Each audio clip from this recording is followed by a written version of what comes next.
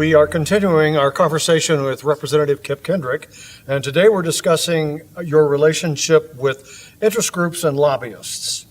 Do you have any favorite interest groups? Talked about it before. Student interest groups are one of my favorites.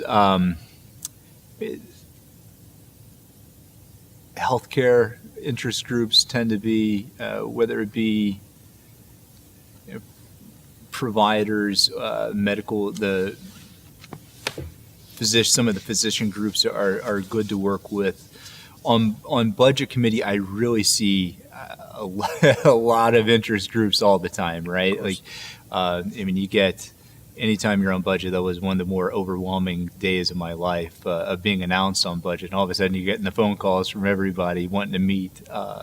So you have a lot of conversations. I'm clearly, the subcommittee on education appropriations, having focus on higher ed budget and K-12 budget, the interest groups, the teachers groups, the education groups, both in higher education and K-12, that want to meet with you. I enjoy working with them just because I enjoy the education realm. So it's important to me. Does it matter that you're in the minority party in terms of relationship with interest groups and lobbyists? With lobbyists, and I'll just focus in on lobbyists, I think, for a minute. So obviously interest groups are represented by lobbyists, interest groups represent themselves, but typically they'll have lobbyists hired on as well to represent them. It is different. So lobbyists will obviously talk with us about legislation or different issues that they want to see, but the relationship becomes different in the fact that I don't think I'm letting the secret out, but a lot of the legislation that's passed in the General Assembly or originally gets filed, that's going to definitely get moving, is presented by a lobbyist or a special interest group. Just generally speaking, That's generally what happens. So they're not necessarily looking for a Democratic sponsor. Up to and including the exact language. Up to and including the exact language, yeah. So there's actually an instance, I think it was my first year down there, where up until that point, lobbyists had actually been able to go in and to the drafting rooms, into House research or the Senate research, to have amendments or even bills drafted on behalf of a legislator. That changed when a lobbyist actually changed the language without the individual sponsor knowing. And so that was a no-no, and that was a good practice to stop. Right, that shouldn't be happening. There is a difference in relationship. Rarely would a lobbyist come to me and say, here's a bill that I need filed, or any member of the minority party at this point. It just doesn't happen because we're less likely to get something moving. Generally speaking, a lobbyist or an interest group that has a piece of legislation that is written that may get movement, they'll meet with leadership, talk through it. Leadership may assign out who they recommend to be a sponsor, or lobbyists may reach out to an individual to sponsor a piece of legislation. Lobbyists are important inside the building. They, especially in the age of term limits, they have the institutional knowledge. They have a lot of the power in the building. This next year, which would be 2019 legislative session, over half the House and over half the Senate, or close to half the Senate, will have 2 years or less experience, and that's remarkable. For unfortunately all the wrong reasons. Whether you agree with term limits or not, I think we can probably all agree, or a lot of us can agree at this point, that 8 years is probably too few years, because it's not 8 years that people are serving. People, if you're going to stay in politics, generally you're looking for that opportunity to make the next move. So the turnover is about every 5 years. So if you're looking at turnover every 5 years, then the people who have the knowledge are the lobbyists who've been there 25, 30 plus years, who know how to get things moving, who know, who have seen the tricks and know the rules and know the rules in the committee or rules in, what you can do on a committee substitute or a House substitute or Senate substitute, right? Like all these intricate rules that govern the body, they know probably better than members do at times. So there is a bit of a power that we gave up in that dynamic when we enacted term limits in the state, especially at the amount of years. So they serve an important function. I think lobbyists get a bad name. There are lobbyists you can't trust. Not going to lie about that, but there are lobbyists that you can trust. But it's Ronald Reagan, right? Said, "Trust but verify," and I think that's a good, healthy relationship to have with lobbyists. Understand that they're being paid to represent an organization, whether it be a group of people or a corporate interest. They're being paid, and so if you have a level of trust with them, you can trust the information they get, but verify to make sure that information is correct. And go seek out the opposition. Go seek out someone who you think is going to be opposed to that bill or that position, and try to figure out what the other side of the story is. Because sometimes the truth is in the middle. The truth is somewhere. You can discern some from both groups to try to figure out where the truth is. Interest groups have resources, sometimes a lot of resources that they can spend to influence legislation. What are some of the ethical issues that Missouri legislators must navigate with lobbyist activities? Yeah, I mean, it's in Missouri, it's less regulated, but it's still regulated, right? So, anytime you're going out and someone says, "Hey, I'll buy that sandwich for you. What do you have?" And you have to step back and okay, this is going to have to be reported, and it's going to show up on an ethics report. There are some questionable ethical activities that I've seen in the building that concern me, and there are also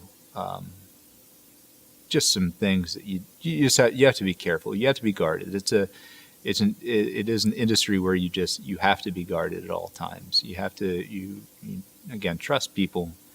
But understand that lobbyists are being paid, so you want to make sure that any of the activities that you do with them are going to be, you wouldn't be concerned if it was made public that you're having that conversation, or that you're taking a campaign contribution from an interest group. You want to make sure, obviously, there's ever any quid pro quo, that a campaign contribution doesn't come along with some type of promise. And you also want to make certain or I want to make certain to have a clean ethics report, right, and make sure that all my ethics filings are above board and properly accounted for. And then I've done my best. I think this last term in office, over the past 2 years, I think I have $11 in lobbyist gifts and two. Don't spend it all in one place. Right. It was two separate. It was a $2 cup of coffee and a $9 lunch. I just couldn't get away. It was such a busy day. I was like, I'll take this lunch. It was being provided as a box lunch. It was a chicken sandwich and some French fries. It was decent.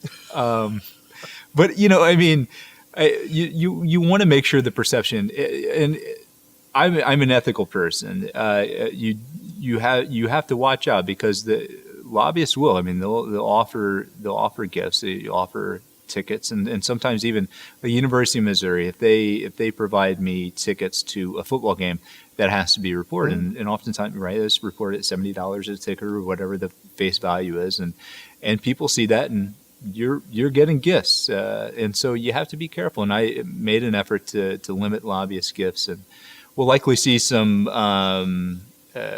constitutional amendment that I would think passed this year that will limit lobbyist gifts in the state. It will make that even easier for me to make those decisions. So. Anything else that you'd like to say about lobbying and interest groups and working with the various people who come through the building wanting policy changed or improved? Yeah, I mean, it's It's overwhelming, and I know we'll talk about this in a later video. It can be overwhelming, the amount of interest groups that just come into your office at any one time. And when I'm talking very generally, like, even constituents or constituent groups will show up as an organized group in order to lobby you on certain issues. It's overwhelming in the number and the amount of meetings that you can be in each day. Like, especially if it's a group of constituents or people that have taken off time from work to come down to the building. I don't ever want to turn down those meetings, but it can become tricky when you're balancing floor time, when you're balancing budget time, committee time, right? And also trying to find an opportunity to eat a little bit of food or to use the restroom. But very rarely do I ever turn down a meeting, and if I turn down a meeting, it's because of a scheduling conflict. You get handed a lot of information, a lot of reading material, and each group feels good about handing you that, and you try to glance at it. You try to spend as much time with it you can, but you also have to learn as an elected official. You're going to get asked to do a lot of things. You're going to get asked to support a lot of things. You're going to get asked, especially on the budget committee, to do what you can to fund a certain program. You got to learn when to say no, or learn to say, I can't take this on right now, and you have a good cause. I'm overextended right now. I've got to step back. If it comes up for a vote in committee, or if this bill comes in front of me, if it still looks good, and I still agree with the premise of what the language says, I'll support you. But I'm not going to necessarily go out of my way to find you support just because I'm so busy. And you have to learn to draw some boundaries. Well, and I'm sure people appreciate knowing where you stand too, right, rather than being wishy-washy or deceptive with them. Right. One thing I will say too about lobbyists, right? They're going to want. I'm more likely to be able to tell a group of constituents or a loosely organized group that comes down for a lobbying day where I stand on an issue. Lobbyists, I'm a little bit more hesitant to let them know where I stand, because if you lock in on something, you better watch out. So I'm a little bit more reluctant to let them know where I stand at times on legislation.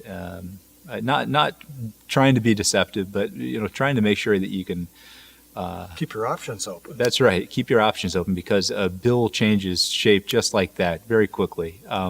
You can have a 10-page bill that looks good, and you agree with it, and all of a sudden you get 3 amendments on there, and 98% of the bill looks good, but that 2% you just can't support. And so you've got to always don't necessarily lock in and overpromise on votes on legislation. You don't want to be in the position that John Kerry was in back, and he was outed during the presidential campaign. He said, I voted no in order to be able to vote yes, or something like that. Right. Like, what? And it did not help his campaign. I remember. It did not. No, that it did not help his campaign. And it's difficult. The voting, the binary yes or no. You have a present button too, but you don't want to use that present button. That looks like you're not willing to take a stand. Right, take a stand. But that binary yes or no on such complex issues, it becomes very difficult to take. Like, this is great. You need a yes this button. Is the right. Yeah, you need I want yes on this, yes on this, yes. No, of course, no on this. But it becomes binary, and you get towards the end of session too, and you get a bill that is taken on a whole nother shape. That's 13, 14, 15 amendments on it. They were all individual bills at one point, and you've got to take a stand on it. And sometimes that your vote may contradict with the vote that you took earlier on the same bill, but that's because it's taken a different shape later in session. So it's an interesting process. And of those 15 parts of that bill, you may think 14 of them are fine, but you are an absolutely strong. I'm not going to change my mind. No, on that 15th part, and that's going to be your no vote. Right. And then, of course, that's the bill that you get asked about the most, right? Like, why did you vote no on this? And then you have to explain your position. I found as a minority whip, you try to educate, especially new members that come in, about how to take those votes, how to take those difficult votes. And I tell people, if you're on the fence, the easier vote's a no vote, because you can explain a no vote there's always something in the bill that that is going to be problematic. Good point. It's much easier to explain than a yes vote, especially, if you're taking, you're getting pulled back into session and you don't know what's in the bill. If you don't know what's in the bill, vote no, and you can explain that all day. So I got that piece of advice, and use it as an administrator here. When in doubt, don't. That's right. Okay. We've been speaking with Representative Kip Kendrick and about lobbying and interest groups, and we will conclude our interview with him with a discussion about constituency service and what the day is like as a legislator.